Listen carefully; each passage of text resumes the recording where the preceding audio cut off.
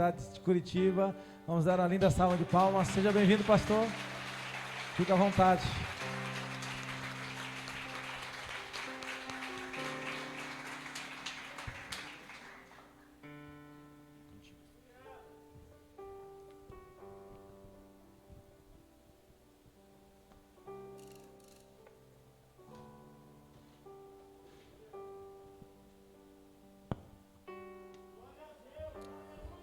Isso aí, continua dando glória a Deus. Não para não.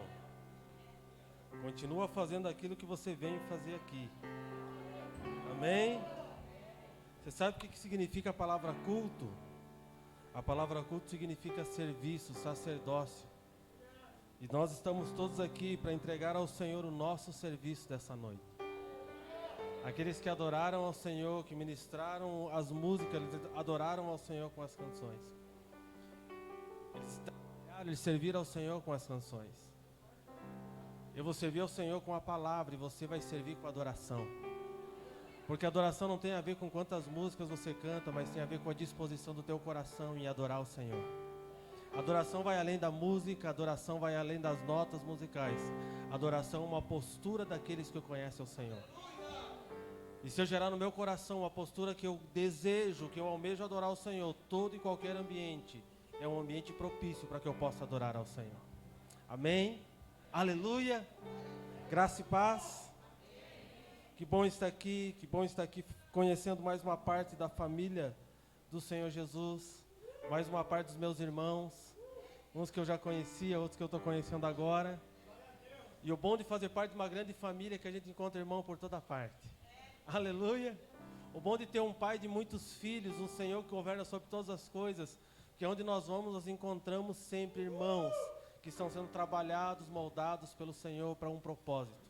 Eu tenho plena convicção no meu espírito que há um propósito de Deus para essa casa, há um propósito de Deus para vocês como casa, como corpo, como família de Deus. Eu tenho certeza que vocês estão entrando em um tempo novo no Senhor. Amém?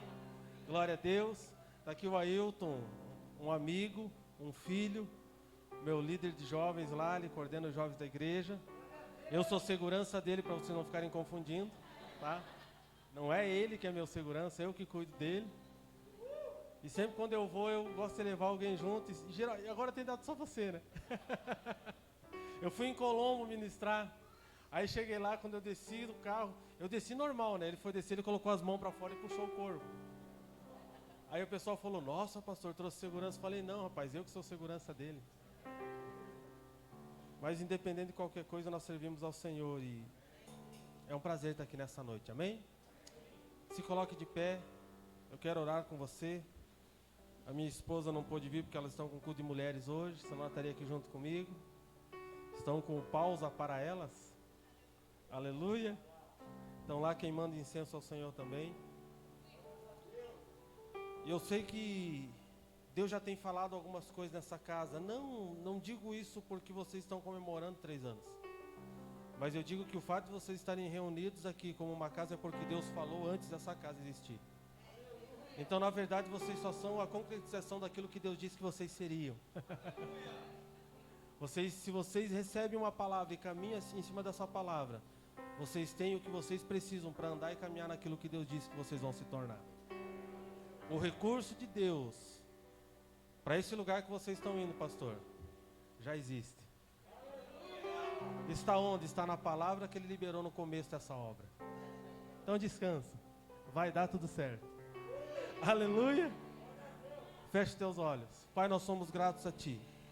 Gratos por estarmos aqui reunidos como corpo, como família, como Teus filhos, Senhor. E nessa noite nós queremos dizer que Você é o maior neste lugar. Todo louvor, adoração é ao Teu nome. Nós declaramos o Teu senhorio sobre esta casa, nós declaramos esse ambiente Teu, declaramos o Teu senhorio sobre toda esta região, declaramos que nada vai roubar a preciosa semente.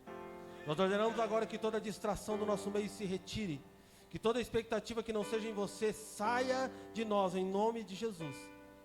E que a nossa mente seja levada cativa ao conhecimento da Tua palavra. Que tudo aquilo que Tu tens para nós essa noite, toda a porção que o Senhor tem para derramar sobre minha vida, sobre a vida dos meus irmãos, seja derramada. Nós dizemos a Ti, Senhor, nos entrega tudo, nos dá tudo, porque em nós há um desejo, há uma fome de receber e de ter de Ti aquilo que Tu tens para nós. Então eu te peço, meu amado Jesus, meu Jesus, que nessa noite toda a porção que Tu tens para esta casa seja derramada. Nós Te amamos, Jesus. Nós damos todo louvor, toda honra e toda glória ao Teu nome. Tu és adorado neste lugar. Tu és o único digno de receber adoração. Tu és o único digno, Senhor, de levantarmos as nossas mãos. Você é o motivo verdadeiro de estarmos aqui. Nós não estamos reunidos aqui porque a amizade nos uniu, isso sim faz parte, mas nós estamos reunidos aqui porque o Teu sangue nos comprou, o Teu sangue nos resgatou, o Teu sangue nos uniu. O Senhor nos trouxe a esse lugar e somos família, corpo de Cristo, porque fomos encontrados pelo Senhor. Então os nossos corações essa noite são de gratidão por tudo aquilo que o Senhor tem feito e por tudo que o Senhor ainda fará, em nome de Jesus. Aleluia, aleluia. Tem alguém enfermo no nosso meio? Tem alguém? Não precisa levantar a tua mão. Coloca a mão no teu coração, todo mundo. Toda enfermidade, eu dou uma ordem agora a você. Se retire desse corpo, em nome de Jesus. Ser curado. Aleluia. Amém. Sente-se, querido.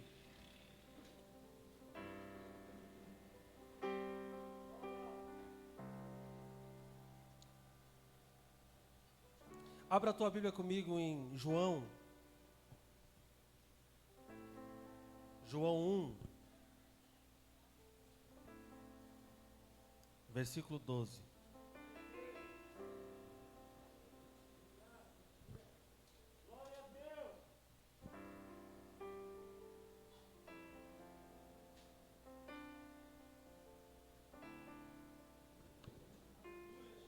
Quem encontrou diz amém. Quem não encontrou, procura um crente perto de vocês e lê com ele. Amém? João 1,12 diz assim: mas a todos quantos o receberam, deu-lhes o poder de serem feitos filhos de Deus, a saber, aos que creem no seu nome. Leia comigo, diz assim: todos quantos o receberam, deu-lhes o poder de serem feitos filhos de Deus, a saber, aos que creem no seu nome. Qual que é a condição de se tornar filho? Qual que é a condição de se tornar filho? O que a Bíblia fala no começo aqui do texto?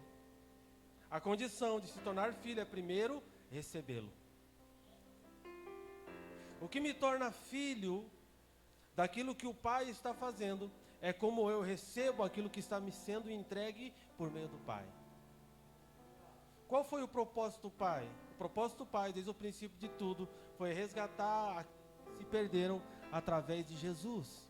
Esse é o propósito de resgate, o propósito da reconciliação. Mas para que isso ocorra em mim e você, eu primeiro preciso recebê-lo. O que a palavra receber significa nesse texto? Significa alguém que decidiu tornar-se semelhante a Ele. Não tem a ver com ganhar nada, irmão. Tem a ver com se tornar semelhante a Ele.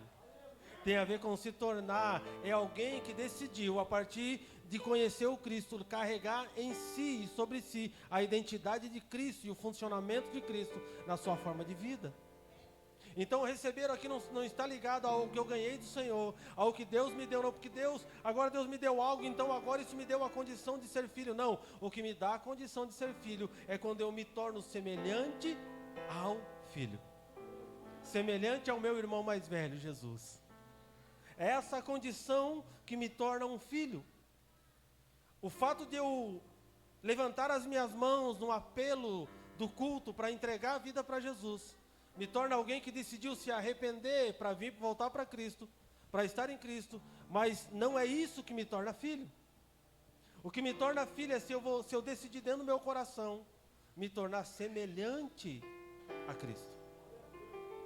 Agora, o que é ser semelhante a Cristo? O que é andar e viver conforme Ele andou e viveu? As Escrituras nos dizem que aquele que quiser vir após mim, o que é vir após mim? É vir depois de mim. Qual que é a primeira característica dessa pessoa? Negue-se a si mesmo. E depois, tome a sua cruz. E depois, qual que é o padrão do céu? Negue-se a si mesmo. Deixa eu falar uma coisa para vocês. Eu não estou pregando para vocês. Eu estou compartilhando aquilo que tenho recebido do Pai. É por isso que eu pergunto, por quê? Porque eu estou numa mesa e estou compartilhando as Escrituras. E a minha alegria é de ouvi-los falar também sobre isso. Porque quando nós compartilhamos as Escrituras, nós não estamos gerando somente uma informação, mas nós estamos entregando vida. Sabe o que um filho faz? Um filho, ele não fala somente de uma história. Eu vou descer. Vou sumir da câmera. Um filho, ele não fala somente acerca de uma história de um pai distante. Mas um filho que ama o pai e conhece o pai, quando ele começa a falar do pai, ele fala da vida que está vivendo com o pai. E o desejo daqueles que ouvem ele falar, de se tornarem filhos, aumenta. Então o que eu preciso aprender nesses dias? Eu não tenho que saber pregar bem, mas eu tenho que saber viver o Evangelho muito bem. Porque o que vai mudar essa geração, o que vai mudar cidades, o que vai mudar pessoas, não é o quanto eu tenho de conhecimento acerca de Cristo, mas é o quanto Cristo, a partir do conhecimento das Escrituras, tem transformado a minha vida e tem me tornado um homem semelhante a Cristo. É por isso que eu tenho dito nos últimos anos, não é nos últimos dias. Quando eu falo últimos dias, parece que é uma semana. Quando eu falar o dias aqui, você entenda que eu estou falando dias da eternidade, como meu Senhor. Não se trata de dias, de 1, 2 dias, são dias, talvez sejam 10 anos. Mas nos últimos dias eu tenho dito muito isso. Deus não está precisando de grandes pregadores. Deus está precisando de homens que queiram impartir o coração e compartilhar aquilo que tem recebido do Senhor. E sabe o que isso? Sabe o que isso é bom? Porque isso não habilita somente aqueles que estão com o microfone na mão, mas habilita todos aqueles que querem se tornar semelhante a Cristo. Todos aqueles que se aproximam dele, todos aqueles que decidiram no seu coração se tornar semelhante ao Cristo, eles vão começar a ser desenvolvidos para ser o quê? Para ser boca de Deus em toda e qualquer esfera da sociedade. É nesse evangelho que eu acredito. No evangelho que compartilha, no evangelho que entrega, no evangelho que distribui, no evangelho que nós não vivemos só de uma informação teológica acerca de algumas coisas, mas nós vivemos a vida de Deus em nós, e isso gera em nós alegria de viver. Não dá mais para ser crente mal-humorado, irmão. Aquele crente que fala, poxa, hoje eu tenho que ir para a igreja, senão o pastor vai pegar no meu pé. Não vem. Quando nós nos reunimos nesse ambiente, nós nos reunimos como uma família, na mesa de domingo, para o almoço, para contarmos tudo aquilo que aconteceu durante a semana. É aquela conversa aqui, ó. Quem tem família grande aqui? Tem alguém que tem família grande? Só eu. Como que é o almoço de domingo? Enche a mesa ou não enche?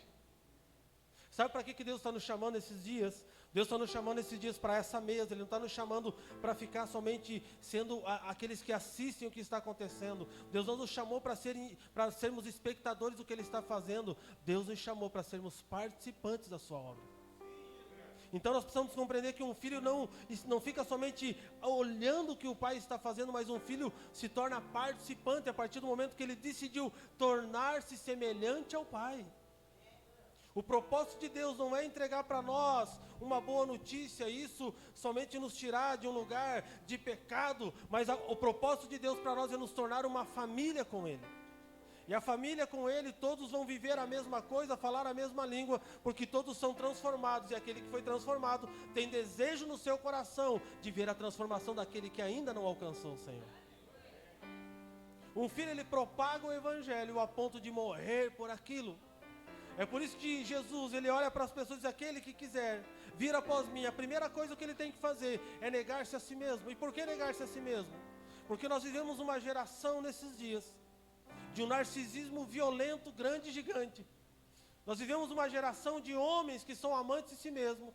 Homens que primeiro farinha pouca, meu pirão primeiro. Primeiro eu e depois se der a gente acontece, vamos ver o que vai dar. Mas o modelo do céu não é primeiro eu. O modelo do céu, aquilo que eu tenho, eu compartilho para que o Senhor multiplique e todos possam receber a mesma porção. E é justamente por isso que Deus está gerando em nós trabalhando nos nossos corações e trazendo uma transformação e a clareza de quem somos.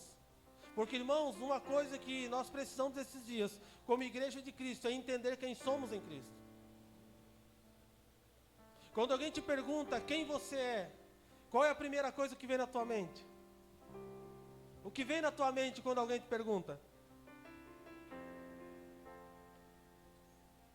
Se na tua mente vem o que você faz, você não entendeu o que você é.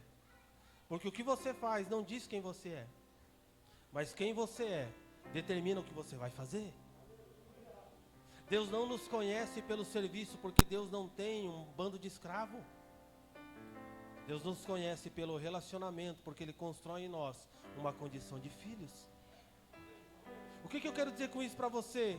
Toda vez que eu chego perante o Senhor e apresentando o meu serviço a Ele, apresentando o meu trabalho, apresentando o meu dom, dando para Ele aquilo que eu sei fazer, automaticamente eu vou querer também receber dEle alguma coisa. E se eu não receber dEle alguma coisa, eu vou ficar muito triste, porque eu não fui reconhecido. Essa mentalidade não é de um filho, essa mentalidade é de alguém que trabalha por um salário. O que Deus quer despertar em nós esses dias é que Ele não quer dar só pão para os seus filhos, mas Ele quer dar sementes. Agora a pergunta que você precisa gerar no teu coração: o que você quer nesses dias? Você quer pão ou quer semente? Se eu quero só pão, eu só quero que Deus supra a minha necessidade momentânea. Então eu sou uma pessoa que vive para somente suprir as minhas necessidades. Mas se eu decidir no meu coração querer semente, o que a Bíblia fala em Mateus 5, 6 e 7 se cumprirá na minha vida. E o que a Bíblia fala? A Bíblia fala que aqueles que são os seus filhos não têm necessidade alguma. Eles não precisam se preocupar pelo que vão comer, pelo que vão vestir, pelo que vão calçar, porque o Senhor, o seu Pai, lhes dá todas essas coisas. Então, se eu decidir não andar somente pelo pão, pela necessidade do dia, e decidir viver para ser alguém que vai trabalhar nessa seara do Senhor, para pegar sementes, automaticamente Deus vai me apresentar um campo. Quem já plantou alguma coisa aqui? Levanta a mão. Só tem jovem aqui, ninguém plantou nunca. Vou dar uma enxada para vocês, que aqui tem bastante terreno. Fazer um intensivo de como plantar uma semente. Quem já plantou semente aqui? Quem já capinou uma roça? Você pega a semente e joga no chão e fora. O que você tem que fazer primeiro? Você tem que arar a terra. Pastor, mas qual que é a terra? Deixa eu falar para você. Toda vez que Deus fala a respeito de filhos, Ele fala primeiro para mim, para depois através de mim. Então qual que é? O que eu vou fazer a partir do momento que eu recebi a semente? A primeira coisa que você vai fazer é começar a trabalhar dentro de você, arrancando todas as coisas que impedem o crescimento do poder de Deus dentro do teu coração. Sabe qual é o primeiro terreno que você vai trabalhar a partir do momento que você decide se tornar um filho de Deus? O primeiro terreno que Deus vai dar para você trabalhar se chama você mesmo. Porque a primeira coisa que Deus faz comigo e com você, quando nós nos encontramos com Ele, quando nós nos aproximamos dEle, a primeira coisa que Ele faz comigo e com você é fazer com que nós tenhamos uma reflexão de como estamos vivendo, quem somos e o que nós vamos nos tornar a partir do encontro que temos com Ele. O problema é que sempre que nós recebemos uma palavra de Deus, nós olhamos para fora e não para dentro. Entenda uma coisa, querido, todas as vezes, em toda a escritura, que o Senhor chamou alguém, que o Senhor preparou alguém para enviar, primeiro Ele trabalhou dentro desse alguém. Ele nunca enviou alguém para fazer a sua obra sem que primeiro Ele gerasse nessa pessoa a clareza da sua identidade e trabalhasse a partir de quem ela precisava se tornar para cumprir o chamado que tinha. Então o que eu aprendo com isso? Eu aprendo que para que eu seja um filho, faça aquilo que o Senhor disse que eu tenho que fazer, eu preciso me tornar semelhante a Ele. Então vai além do serviço, vai além de saber fazer bem feito, vai além de saber cantar bem, vai além de saber pregar, vai além de saber ser um bom evangelista. Deixa eu falar para você uma coisa, Deus não está atrás do teu trabalho. Deus está perseguindo o teu coração. E sabe por que ele está perseguindo o meu e o teu coração? Porque se ele tiver o meu e o teu coração, ele tem tudo. Se ele tem o meu coração e o teu coração, tudo que eu tenho pertence a ele. E aquilo que as Escrituras dizem acerca de negar-se a si mesmo começa a ter significado na minha caminhada. Negar-se a si mesmo fala de alguém que decidiu não viver mais pelo pão, mas decidiu viver para se envolver no plantio, na semente e na colheita. Então o que Deus vai fazer para que nos tornemos filhos? Primeiro Ele vai trabalhar dentro de nós.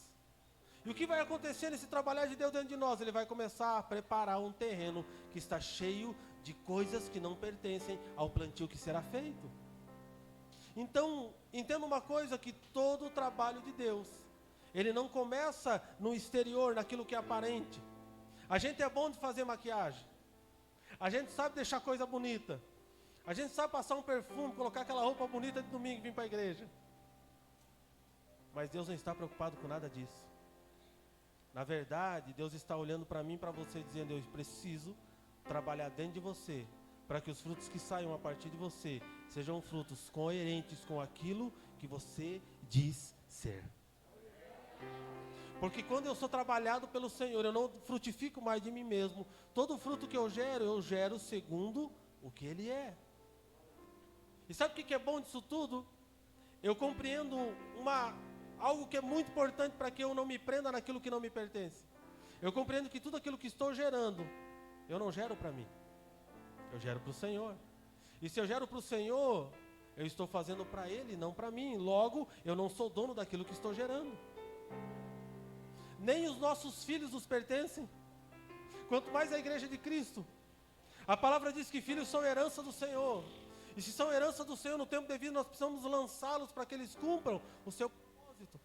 Logo, a igreja de Cristo, as pessoas que são alcançadas pela palavra que foi derramada sobre a minha e a tua vida, elas não nos pertencem, elas pertencem ao Senhor. E se elas pertencem ao Senhor, eu preciso gerar nelas uma identidade do Cristo a partir disso. E como eu faço isso? Apontando Cristo para elas. Mas eu pergunto para você mais uma vez: como que eu aponto Cristo para as pessoas? Como que eu faço isso? É uma informação acerca de Cristo? É uma oração decorada acerca daquilo que eu aprendi, que eu orei? Como? Como que eu apresento Cristo para essa geração? Porque, irmãos, nós vivemos em um tempo e uma geração de muita filosofia.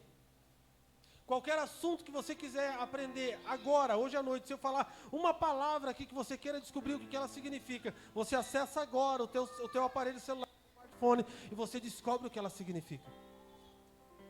Se eu liberar uma palavra aqui, você queira entender o que isso quer dizer, a profundidade dela você vai estudar e você vai ter toda a informação acerca disso. Então, nós vivemos um tempo em que não nos falta informação, é um tempo de muita informação.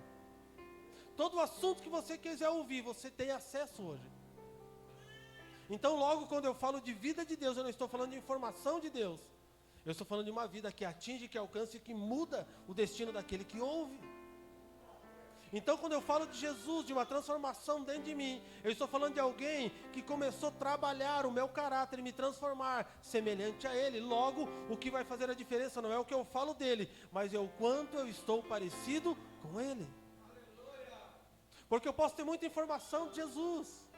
Eu posso estudar toda a trajetória de Cristo, os 3 anos e meio do seu ministério. Eu posso saber tudo que os apóstolos fizeram. Eu posso me formar em teologia, ser bacharel em teologia, todo o conhecimento. Mas se não houve transformação em mim, eu não sou um filho. Eu sou alguém que detém informação dele. Eu sou alguém que tem um conhecimento vasto de quem ele é. Mas eu não pertenço à sua família, porque a vida dele não habita em mim. Quando Saulo está no caminho de Damasco, ele, no seu tempo, era um dos melhores, ele conhecia tudo que você possa imaginar de Bíblia naquele tempo. Se tinha um cara bom e conhecedor de todas as coisas, era Saulo. Ele sabia, ele entendia, ele debatia com os maiores da sinagoga, e ele não perdia, porque ele era bom de Bíblia. Mas o que faltava nele? Vida. E quando ele teve encontro com a vida, ele decidiu morrer para a sua teologia e começou a viver para a vida de Deus que habitava nele. Ah, pastor, então tu está dizendo que a teologia não serve para nada. Eu não estou dizendo isso. Eu estou dizendo que um conhecimento sem vida é uma enciclopédia linda na prateleira cheia de poeira. Mas um conhecimento que junto dentro de mim é derramado como vida, ele tem por propósito gerar vida naquele que me ouve. Então o que eu quero dizer com tudo isso? Eu quero dizer para você que não adianta você ter uma boa informação de Deus. Não adianta você ficar estudando para ser um bom teólogo. Não adianta você ficar estudando vários assuntos para você chegar na mesa e falar, eu estou com a revelação da vez. O que nós precisamos fazer nesses dias é voltar para a simplicidade do Evangelho. A simplicidade do Evangelho aponta para nós um quarto secreto. E diz para nós, vá até esse lugar, se dispa, se fique nu perante Ele, para que Ele trabalhe a partir de quem você é. Não é a nova informação, mas é o quando eu estou disposto a negar-me a mim mesmo. Negação fala de alguém que decidiu pegar tudo aquilo que ele construiu como sonho para a sua vida e colocar de lado para viver a vida de Deus. Sabe aquele negócio de chegar assim, você construiu vários sonhos, você se preparou para ir para fora do país. E de repente você tem um encontro no caminho de Damasco com o Senhor. E Jesus se revela para você, e você olha para Ele e fala, e agora? Ele olha para você e diz bem assim, negue-se a si mesmo. O Evangelho não é ter, o Evangelho é entregar. O Evangelho não fala do quanto eu vou ganhar com Deus, mas fala do quanto eu estou disposto a morrer, para que Deus viva a partir da minha vida. E quando eu me encontro com esse Deus, a primeira coisa que Ele vai falar para mim e para você, deixa tudo e segue. Agora, como que está o meu coração em relação a isso? Quando Deus chega para Abraão, Ele não chega para Abraão e fala, Abraão, é o seguinte, eu falei com teu pai não me deu ouvido, mas eu vou falar com você. Faz assim, ó, pega a tua família, pega tudo que você tem, os teus recursos, vai para uma terra maravilhosa, tá? Você vai ser o cara, você vai governar sobre tudo, você vai mandar, você vai ter muitos servos, você vai ter uma multidão que te segue, você vai ser reconhecido nos próximos 10, 15, 20 mil anos. Você vai ser o cara, todo mundo vai falar de você, desde esse momento até o fim de todas as coisas. E Abraão olhou para Deus e falou, fechou, estamos juntos.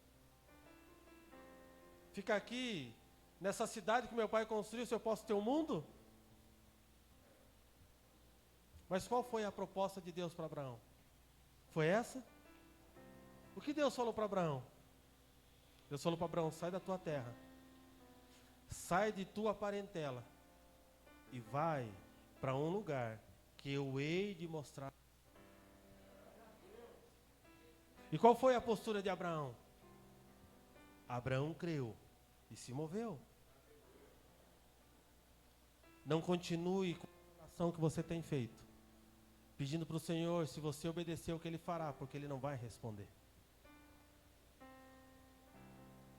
A resposta de Deus para mim e para a tua vida está na nossa obediência.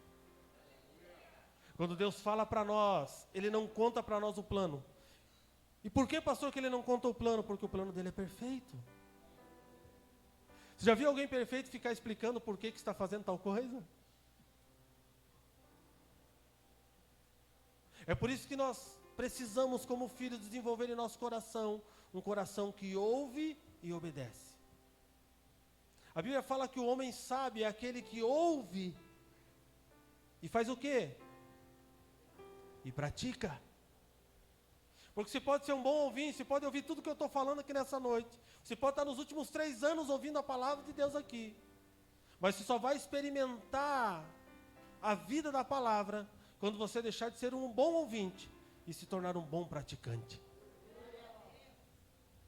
E a primeira coisa de um bom praticante cai no trajeto de negação. Mas a todos quantos o receberam, todos aqueles que se tornaram semelhantes a Ele. O que Ele fez? Por que ele veio? Ele morreu em uma cruz para resgate da minha e da tua vida. Foi isso ou não foi? E se eu preciso me tornar semelhante a ele, o que eu preciso fazer? Tem uns 3 que querem morrer aqui. Já é alguma coisa. É um para cada ano, aleluia. A primeira decisão no meu coração é de entrega. Se Deus apontar algo para você, não questione, obedeça. Porque um filho não questiona o pai, um filho obedece. Sabe por que nós ficamos questionando Deus? É porque a nossa visão de paternidade está corrompida. É porque está sendo pregada uma paternidade que não é paternidade, ela é mentirosa. Um filho que não se submete ao conselho do pai, não entendeu o que é um pai. Um filho que questiona, ele questiona porque não compreendeu que o pai, ele sabe o que está fazendo. Quando o pai aponta alguma coisa, nós nos sujeitamos a isso, e quando nós caminhamos sobre aquilo que foi apontado na nossa caminhada, ele vai construindo o que precisamos para a conclusão da sua obra. Quando Deus fala alguma coisa para você, querido, Ele nunca vai dizer para você o final da pista. Mas Ele vai dizer para você, ande, caminhe, se submeta. Senhor, mas e se eu der o passo aqui? Mas é um buraco, pisa. Porque se Ele deu a palavra, Ele vai construir na tua obediência todo o recurso para o cumprimento da palavra que Ele deu. Eu não tenho como ser um filho se eu não entrego toda a minha sujeição ao Pai. Ser o filho de Deus, ser um filho deste reino, precisa desenvolver em mim primeiro a obediência. Porque um filho que não se submete, ele jamais será semelhante a Cristo. Porque Cristo se submeteu em todas as coisas. Em tudo ele foi submisso. E no final de tudo ele chega perante o Pai e fala, Senhor, eu fiz tudo o que pedistes a mim. Eu cuidei de todos aqueles que me confiaste, agora está concluído, agora eu vou para o final da conversa. Agora eu vou para a cruz. O problema é que nós desenvolvemos uma mentalidade cristã, na verdade religiosa, em que nós pensamos que o fato de lançarmos palavras de autoafirmação, dizendo que somos filhos de Deus, que somos isso, e que Deus, e que Deus, e que Deus, isso vai nos transformar em filhos. Não é o quanto gritamos a paternidade, mas é o quanto nos sujeitamos à paternidade de Deus, que nos transforma em filhos. O problema da teologia desses dias é que ela tem nos ensinado uma falsa teologia, de que nós precisamos clamar, conclamar em alta voz, liberar palavras de autoafirmação, e isso vai nos transformar, irmão. Palavras sem atitude não passa de vento. Eu posso sair daqui dessa reunião e eu falar para vocês gritar 10 palavras, vocês vão sair daqui com a alma de vocês gritando. Mas se vocês não se sujeitarem à palavra, amanhã vocês vão estar caindo na mesma coisa que vocês disseram hoje, que não cairiam mais. Porque o negar-se a si mesmo é uma decisão de morte. É uma decisão de abrir mão de prazeres de uma vida que eu decidi viver, para viver a vida de Cristo.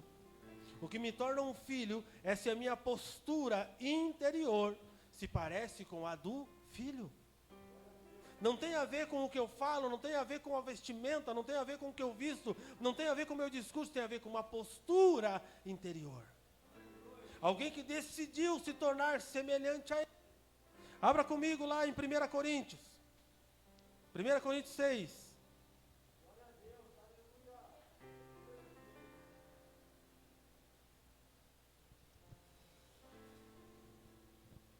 1 Coríntios 6, capítulo 6, versículo 19. Você é filho? Você é filho? 6,19 diz assim: acaso não sabeis que o vosso corpo é santuário do Espírito Santo, que está em vós, o qual tendes da parte de Deus, e que não sois de vós mesmos? Porque fostes comprados por preço, agora, pois, glorificai a Deus no vosso corpo. Sabe a quem que o Senhor está comunicando essa palavra? A filhos.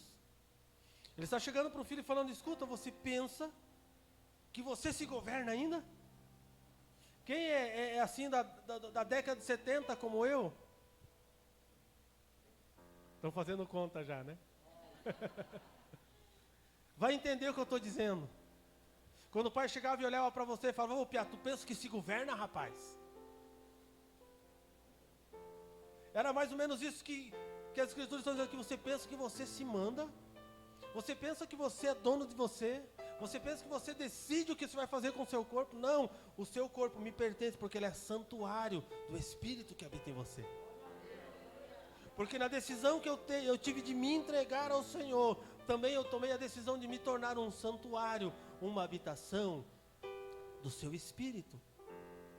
Então o que eu faço com esse corpo não tem mais a ver com o que eu quero viver nesse corpo, mas sim, Ele quer fazer a partir do meu corpo.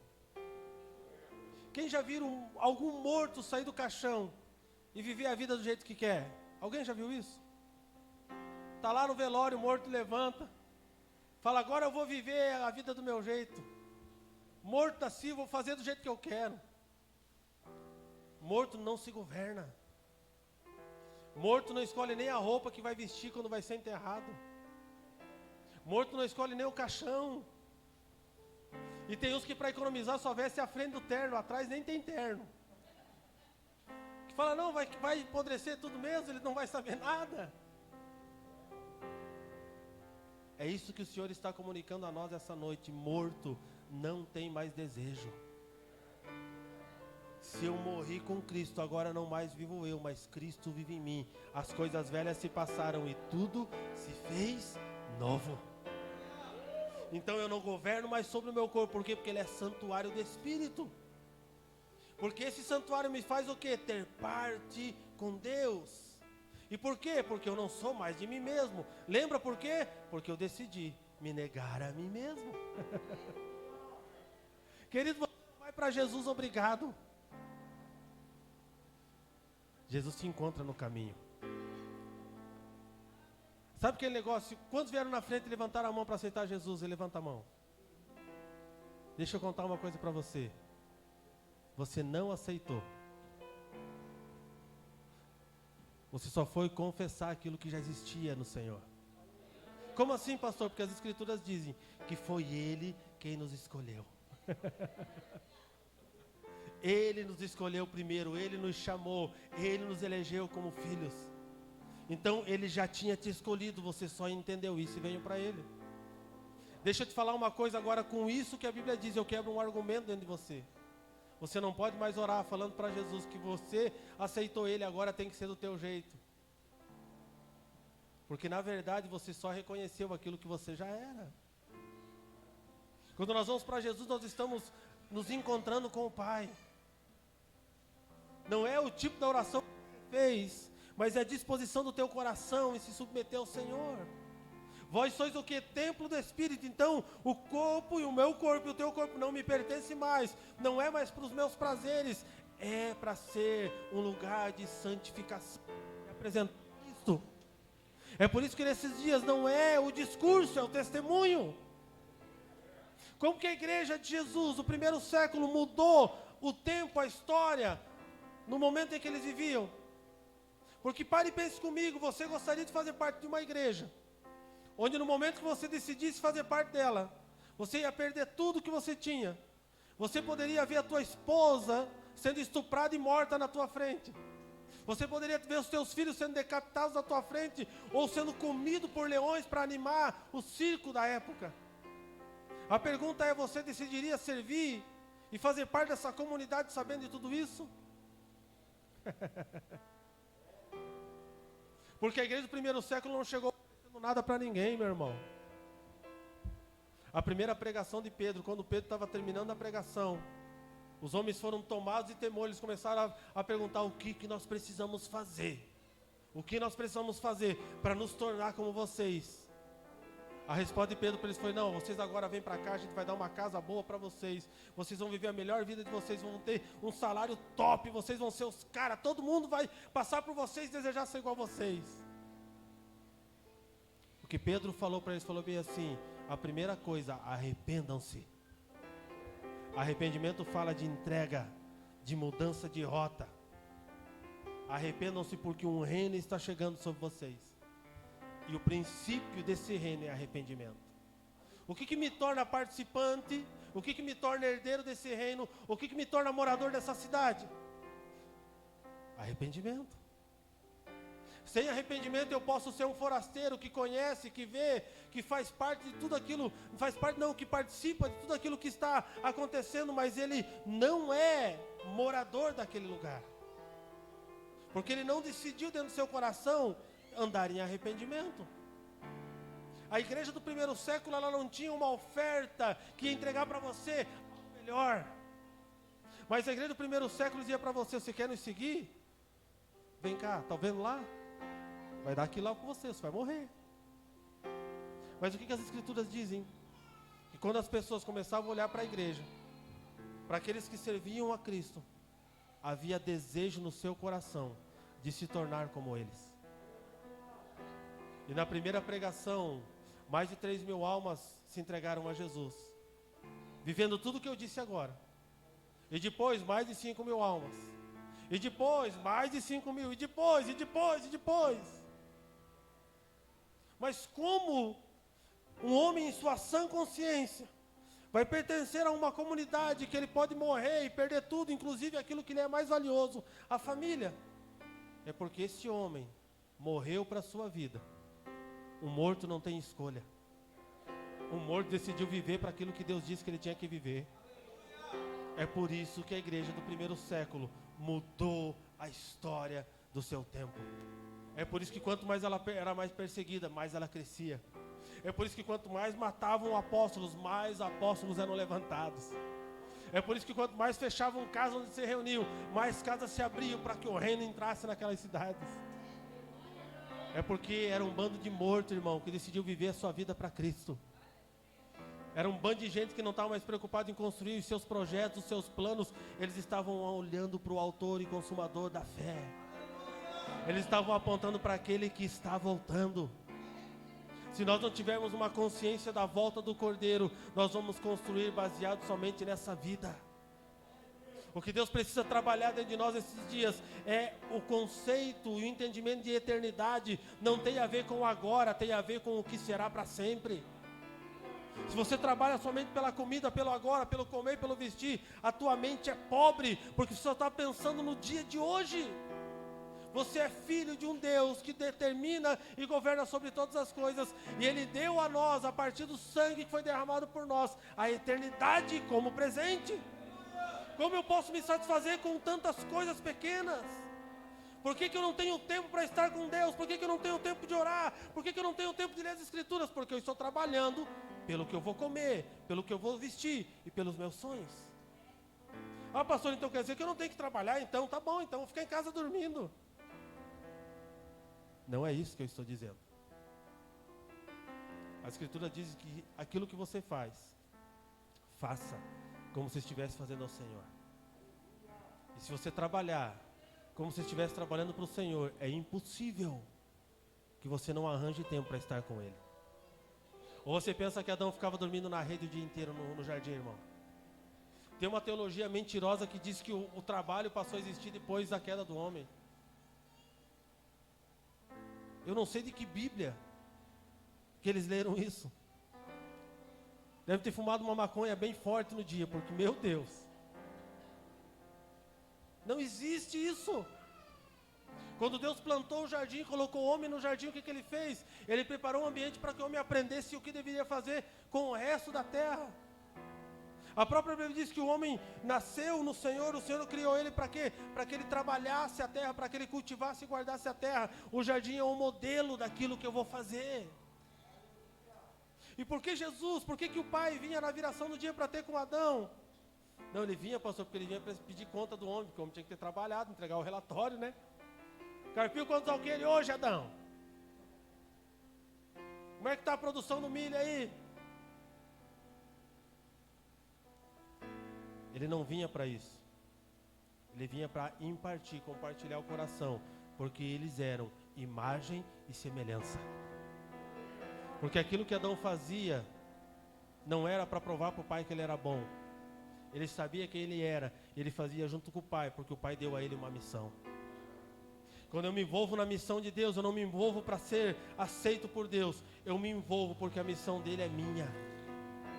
Eu me envolvo porque eu sou seu filho. Eu faço porque é a minha essência fazer. Eu não faço porque eu sou cobrado, que a minha essência é ser isso. Quando eu entendo isso, a filiação passa a ter sentido. Porque, irmão, pare e pense comigo. Se você é dono desse prédio, esse prédio é teu. Como que é teu nome? Daniel. Esse prédio é teu, Daniel. Tem sentido você ficar trabalhando para ter esse prédio? O que você tem que fazer com isso? Você tem que administrar e cuidar, porque já é teu. Porque se fica trabalhando para Deus, Deus já deu para você todas as coisas. A gente fica tentando trabalhar para Deus para ser reconhecido por Deus. Não é assim que funciona. Ele já construiu todas as coisas para nós. Ele está nos chamando para um lugar de relacionamento. Porque tudo que é dele é meu, me pertence. Eu não preciso trabalhar porque eu já tenho. Eu não preciso ficar preocupado, hoje eu não trabalhei direito para Jesus. E agora, se eu for dormir sem fazer a oração do sono, eu vou para o inferno essa noite. Uma vida relacional é uma vida de oração. Nós precisamos aprender a orar, irmãos. Orar não está ligado a quanto tempo você passa de joelho, mas está ligado a quanto tempo você não se afasta da presença do Senhor. Oração não é um momento, oração é um estilo de vida daqueles que amam o Senhor. Oração é a vida cotidiana de um cristão. Quando as Escrituras falam que nós devemos orar em todo o tempo, elas estão dizendo que você tem que parar de fazer tudo e ficar trancado num quarto. A oração em todo o tempo fala de uma vida que decidiu viver em devoção, adoração e submissão ao Senhor. É por isso que nesses dias nós precisamos retomar o amor pelas Escrituras. Eu posso falar aqui para você durante 3 horas. Tem bastante coisa para falar durante 3 horas. Mas se você não se sujeitar ao que está escrito, você vai ter 3 horas de informação.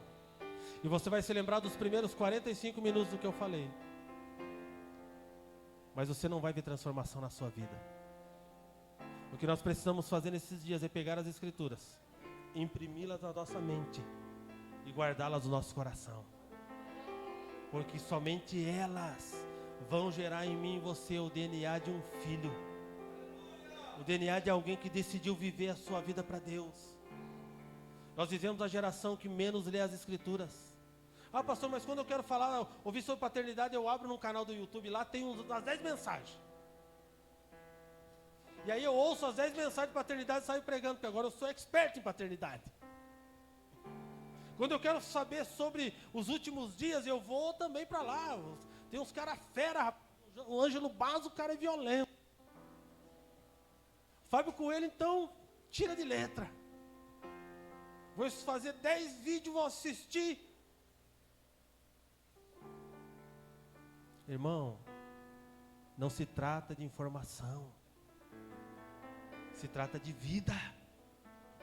E a única coisa que vai gerar a vida de Deus em você são as Escrituras. Quer experiências poderosas com Deus? Volte para a leitura das Escrituras. Volte para o teu tempo devocional de oração. Pastor, eu não gosto de ler. Então você não ama o Senhor. Porque aqueles que amam o Senhor, amam a lei do Senhor. E nela meditam dia e noite. O que nós precisamos nesses dias é ser batizados de temor ao Senhor. Porque as Escrituras dizem que o temor do Senhor é o princípio da sabedoria.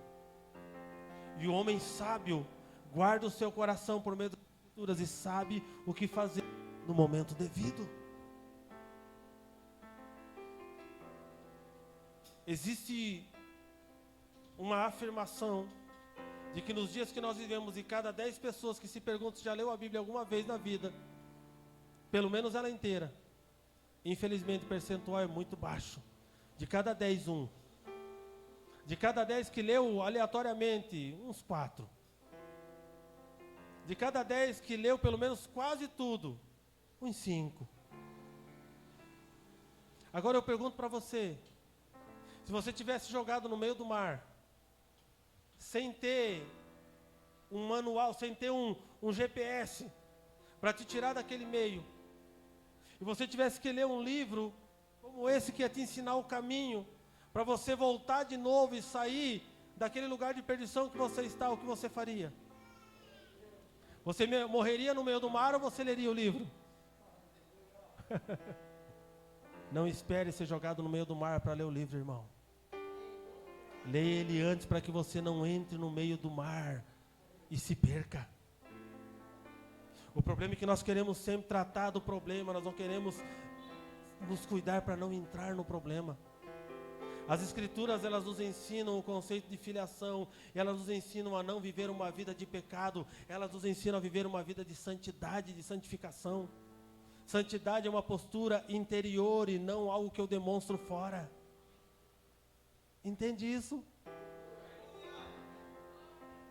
Quando os sacrifícios eram no tempo no livro de Levítico, você vai ler que quando o sacrifício era feito, era oferecido, era imolado o cordeiro. E quando o cordeiro ele era imolado, as partes do rim, a gordura que cercava as entranhas do animal era tirada e entregue no altar. Qual era a parte que se jogava fora? A carne e o couro. Agora eu pergunto para você, qual a parte que você aproveitaria? Qual a parte, irmão? Qual? Porque eu sempre estou de olho no que está fora. Desde o princípio Deus nos ensinou que o que importa, o que é trabalhado dentro, o que está fora não tem importância para Ele. Ele sempre trabalhou dentro. Ele não está preocupado com a aparência, mas Ele está preocupado com o que está sendo formado dentro. Ele sempre vai trabalhar dentro de mim para depois através de mim. Ele não está preocupado com a carne porque Ele é sustento de todos. Mas Ele está trabalhando dentro de nós para gerar em nós um verdadeiro cristão. Pastor, e se eu fizer aquela oração, tudo vai mudar na minha vida? Se eu fizer aquela oração, vou receber uma revelação de viver a filiação, vou entender tudo. Vai. Vai. Depois que você lê todas as Escrituras. Como assim, pastor? Então, se eu fizer uma oração, as coisas não vão acontecer, a varinha de condão, plim, pá. Não.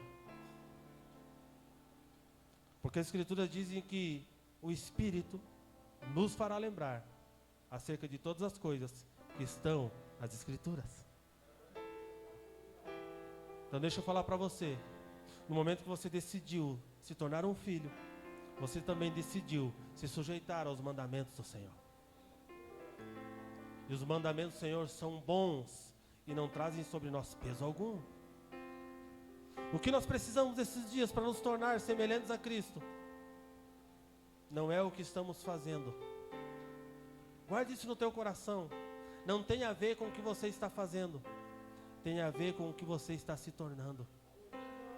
Não tem a ver com o serviço, tem a ver com a entrega, tem a ver com a devoção, tem a ver com a adoração. Porque fostes comprados por preço, agora pois glorificai a Deus no vosso corpo.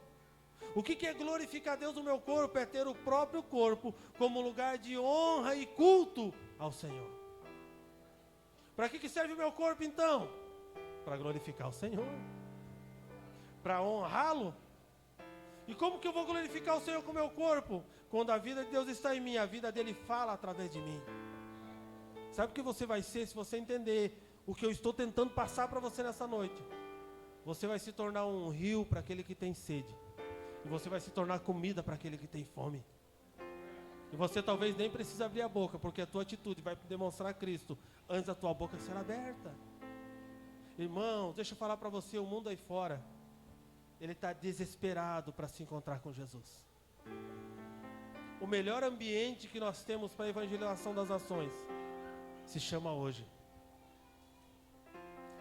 E por que a igreja não está fazendo o que deveria fazer?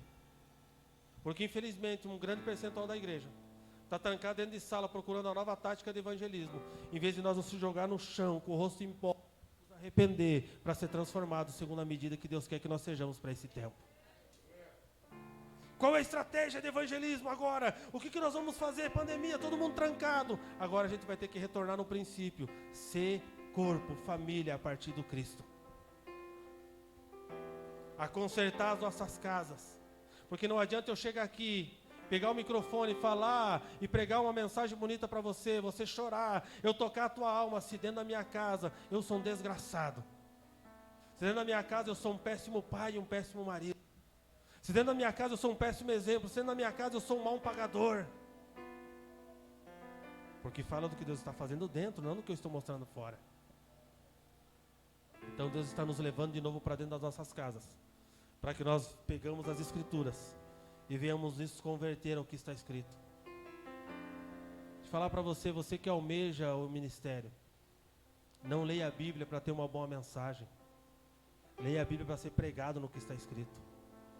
Porque se você for pregado no que está escrito, você vai se tornar a mensagem. Uau! Você vai se tornar aquilo que as pessoas precisam ouvir. Sabe o que eu estou tentando dizer para você aqui nessa noite? Se torne aquilo que Deus disse que você tem que ser. Se torne um filho de verdade. Não alguém que clama que é algo, mas não se decidiu e não se dedicou a se tornar. Torne-se semelhante a Ele. Entregue a tua vida para que toda a tua vida tenha sentido a partir dEle. Abre Efésios 4, 22. Você está comigo, sim ou não?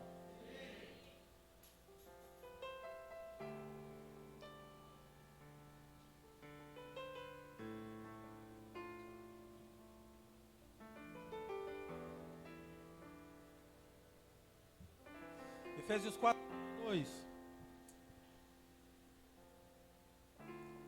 No sentido de que quanto ao trato passado vos despojeis do velho homem, que se corrompe segundo as concupiscências do engano, e vos renoveis no espírito do vosso entendimento, e vos revistais do novo homem criado segundo Deus, em justiça, retidão, procedentes da verdade. Olha como o texto de Efésios começa no 22. No sentido de que, quanto ao trato passado, você faz... se despoja. O que é despojar? É remover tudo aquilo que não faz parte do que Deus é na tua vida fora. É deixar de lado. Vos despojeis do velho homem. Por quê? Porque o velho homem não tem parte com o novo homem. Irmão, deixa eu dizer uma coisa para você. Não dá mais para ser crente em Raimundo. Não dá para ser crente no domingo e na segunda viver a tua vida. Deixa eu falar uma coisa para você nessa noite. Deus vai derrubar você do muro. Você vai decidir algum lado, mas você vai ter que decidir. Nessa noite você vai ter que abrir mão de um coração doble. Ou você vive inteiramente para o Senhor, ou essa verdade vai te corroer tanto até que você se decida a fazer isso. Porque você tem que entender uma coisa, Deus não negocia essas questões comigo e com você. Não tem como eu viver titubeando em dois pensamentos, ânimo doble. Deus rejeita o homem de ânimo doble. Eu não posso estar hoje em ascensão, eu não posso ter uma noite, essa noite, nossa noite, eu vi anjo, pastor, essa noite foi, cara, que loucura essa noite. Eu fui no monte, acendeu, tinha luz. Quem já foi no monte orar aqui? Quem já viu pegando fogo no raminho? Quem foi? Levanta a mão, já viu ou não viu? Você pegou um raminho e levou para casa, não levou? Confessa o teu pecado. Mas deixa eu perguntar para você, o raminho teve o poder de tirar todos aqueles pensamentos que vieram na segunda-feira na tua cabeça, sim ou não? A manifestação nunca vai substituir a minha entrega, a minha devoção, para que o Senhor construa o seu caráter dentro de mim. A manifestação serve para trazer regozijo no meu espírito, para dizer, não, Deus realmente está aqui comigo, mas o que vai transformar o meu caráter é o meu arrependimento. Não se mova por manifestações, por mais que são sinalizações do Senhor, se mova pelo caráter de Deus sendo transformado em você. A gente vai ver a manifestação, mas aquilo é momentâneo.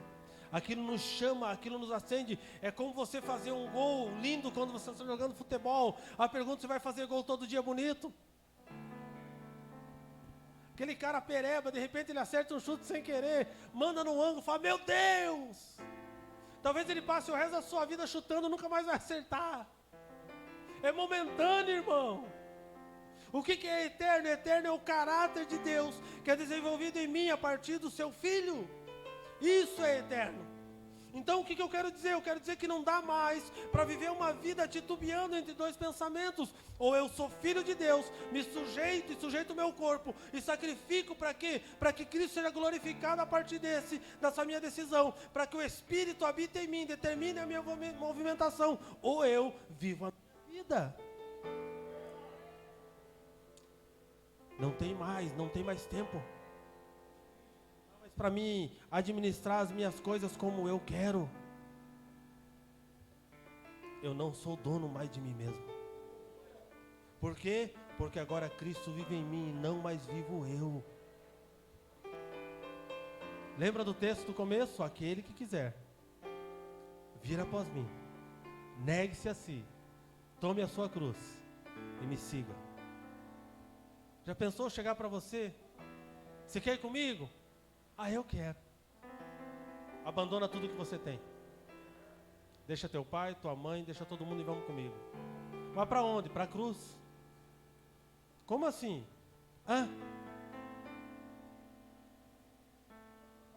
Para quê? Para morrer?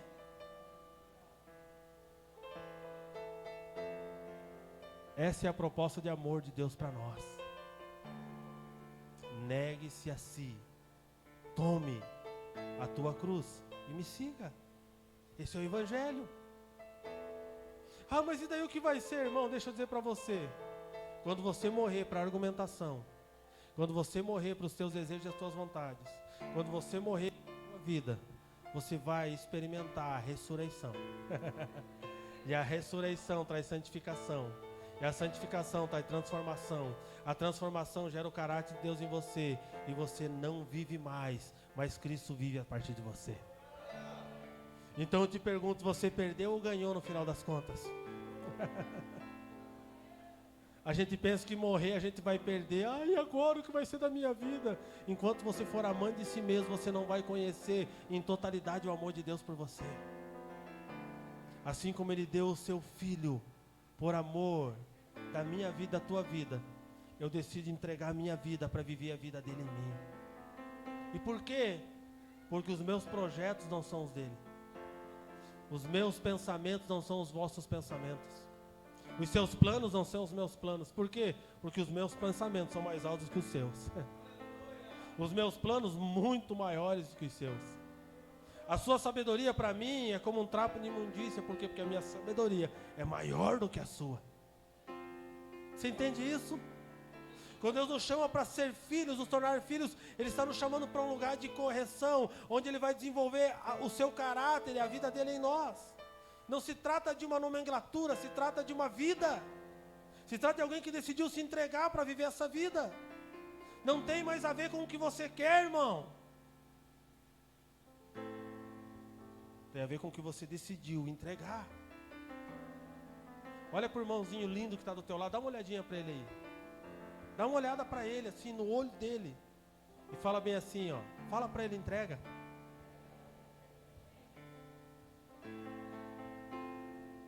Agora olha para ele e fala assim, ó. Morre.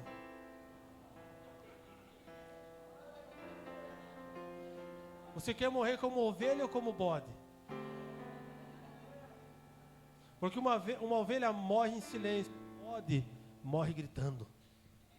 Mas vai morrer. Se Deus te escolheu, irmão, você não tem mais escolha. Em algum momento você vai ir para a cruz, queira você ou não. E você vai morrer para que Cristo viva a partir de você. Não é uma questão mais de escolha, é uma questão de tempo. Eu não sei você, mas se eu tivesse com a cruz nas costas, eu ia caminhar rápido para morrer logo. Porque não tem graça ficar sofrendo e carregando a cruz. Ai, Senhor, eu estou com a cruz está pesada, Jesus. É porque você não quer morrer, irmão. A cruz está pesada, pastor, está difícil. Morre logo. A gente fica carregando cruz porque quer. A cruz é para morrer, não é para carregar. E se eu morrer, a vida de Cristo passa a viver a partir da minha vida. João 13:34, vai lá comigo. João 13:34.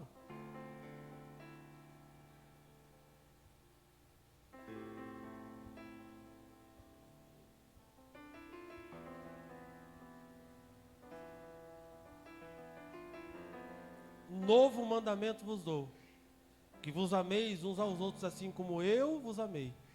Que também vos ameis uns aos outros. Nisto conhecerão todos que sois meus discípulos, se tiverdes amor uns para com os outros. Quem que é o outro que a palavra está dizendo aqui? É esse que você acabou de pensar que você não quer amar. É esse que você quer bater nele no final do expediente. É esse que você... Porque ele está ali para forjar em você o caráter de Deus. Aquele que te persegue vai te tornar filho ou não. A perseguição é necessária para alinhar um coração de perdão. Quem quer ser um grande perdoador aqui? Levanta a sua mão. Levanta a mão, você quer ser um grande perdoador, sim ou não? Então se prepara que você vai sofrer muita ofensa. Só pode perdoar quem recebeu a ofensa, irmão. Ah, eu quero ser um perdoador, eu quero amar. Então Deus vai te dar situações que você vai ter desejo de matar. Mas você vai entender que você precisa amar. Amor não é um pedido. Deus não chegou para mim e para você e falou: ó, você agora entregou a sua vida, agora eu te encontrei, agora você é filho. Então assim, eu vou pedir uma coisa para você, ó. Ame o outro, tá? Seja querido e ame, porque você tem que amar. Não, as escrituras dizem assim: um novo mandamento vos dou. O que é mandamento? É um pedido ou é uma ordem? Então você tem escolha para amar ou não amar? Então por que você não ama pessoas? É porque você não morreu ainda. Amor não está ligado a um sentimento na alma, está ligado a uma decisão de espírito. Ah, mas eu amo ele, mas ele não me ama. Quem disse que ele tem que te amar para você amar ele, irmão? Não tem a ver com isso. Amor é entrega, não é recebimento. Porque Deus amou e a partir do amor o que ele fez? Ele deu. E ele deu o seu filho para todo o mundo. Não foi só para os crentes, mas foi para todos. E todos aqueles que decidirem entregar a sua vida, ele recebe. Então o mandamento do amor não é um pedido, não é uma escolha. Não, pastor, assim, eu amo Jesus, assim, entreguei a minha vida, mas eu não suporto. Então você não ama a Jesus. Porque o que determina o quanto eu amo a Deus é o quanto eu decidi amar o próximo. Eu consigo amar o mendigo, eu consigo amar a prostituta, eu consigo amar o morador de rua, mas eu não consigo amar meu pai. Então você não conhece o amor de Deus. Você não ama o mendigo, você não ama a prostituta, você não ama o morador de rua, você só está fazendo para ele esmola. Isso traz em você uma alegria momentânea. Porque se você não ama o próximo, que está próximo de você, você não conheceu o amor de Deus. Ah, mas tu não sabe o que eu passei na vida. A Bíblia não diz para nós fazer uma análise do que passamos na vida. Ela diz para o momento que nós entregamos a nossa vida para Jesus.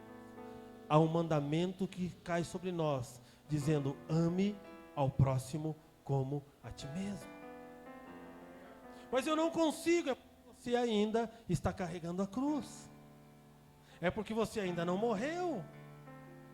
Porque quem carrega por muito tempo torna-se um murmurador. Quem carrega pelo tempo devido morre logo e torna-se um adorador.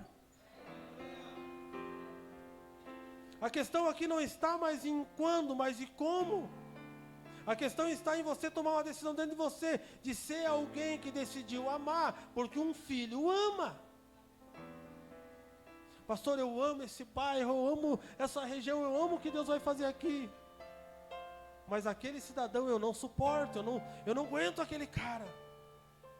Então você não ama.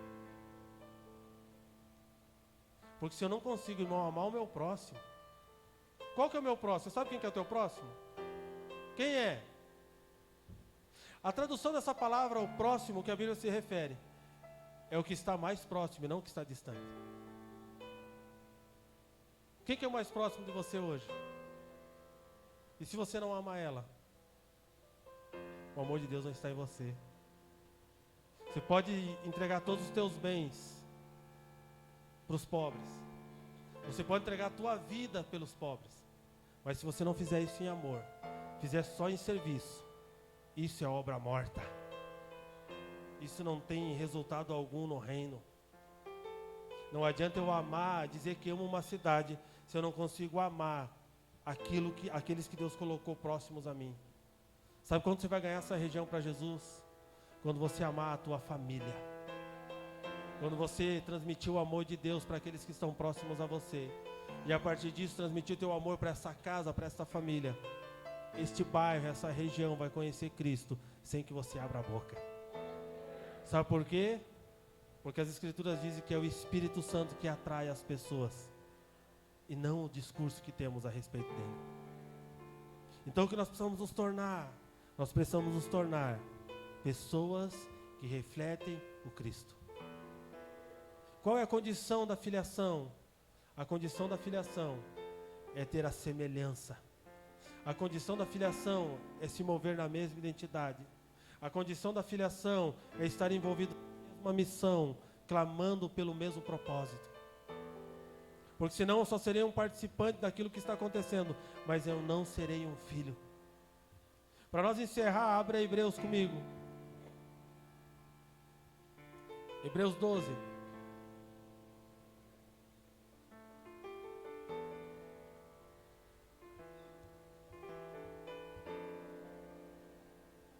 Hebreus 12, capítulo 12, versículo 6.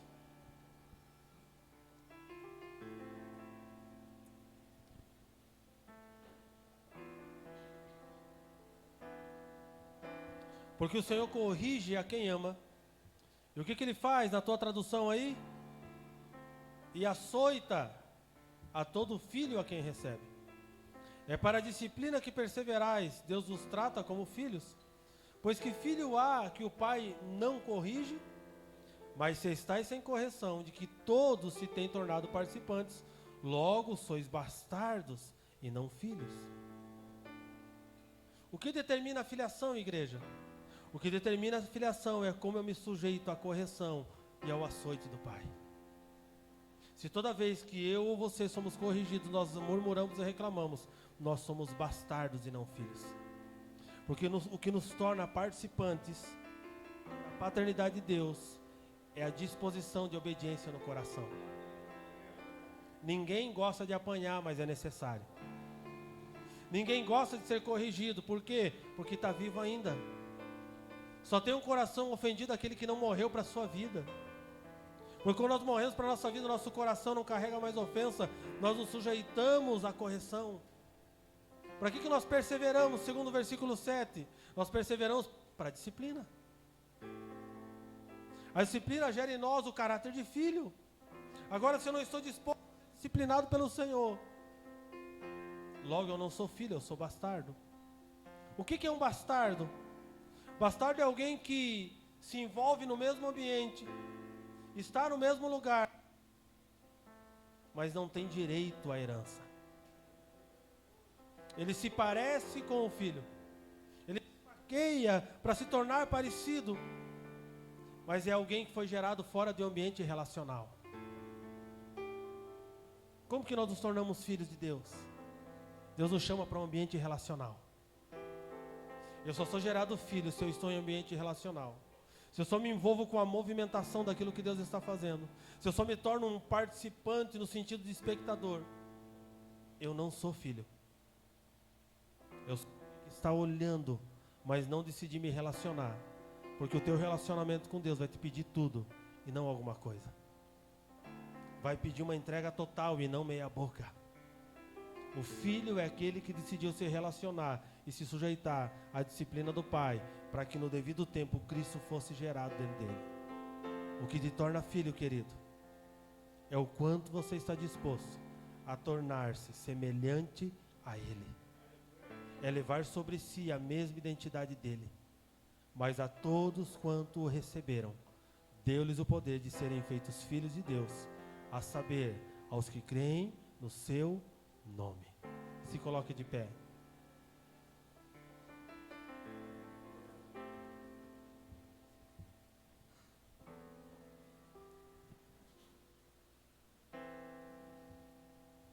Dentro de tudo isso que nós compartilhamos aqui com você nessa noite, eu só tenho um pedido a fazer para você. Nós vamos orar agora. Eu quero orar com você e não por você. E por que eu quero orar com você e não por você? Porque se eu oro por você, eu digo o que você precisa dizer. Só que as Escrituras dizem que o arrependimento parte de cada pessoa. Então agora é um bom momento, a partir daquilo que nós falamos, a partir daquilo que as Escrituras nos comunicaram, é um bom momento para nós orarmos. E não fazer uma oração olhando para fora, mas é um bom momento de nós fecharmos a janela e olhar para dentro. É um bom momento de nós orarmos a partir do que Deus precisa construir em nós. É um bom momento de nós dizermos: Senhor, eu preciso entrar em um lugar que eu ainda não entrei. Eu preciso parar de ficar dando volta com a cruz nas costas. Eu preciso ir logo para esse caminho de morte. Deixa eu falar para você, querido. Acabou o tempo. Você não pode mais enrolar. Você vai ter que tomar uma decisão. Eu digo para você nessa noite, você está no vale da decisão. Qual decisão? Ou você morre para a tua vida, ou você morre para a vida de Deus. Não dá mais para viver em dois caminhos. Então feche os teus olhos e eu quero orar juntamente com você. Eu quero que você feche os teus olhos agora. Eu quero que você ore. Pastor, mas se eu vou orar e o outro vai ouvir. É você e Deus, irmão. Ninguém tem que ouvir, você não tem que gritar.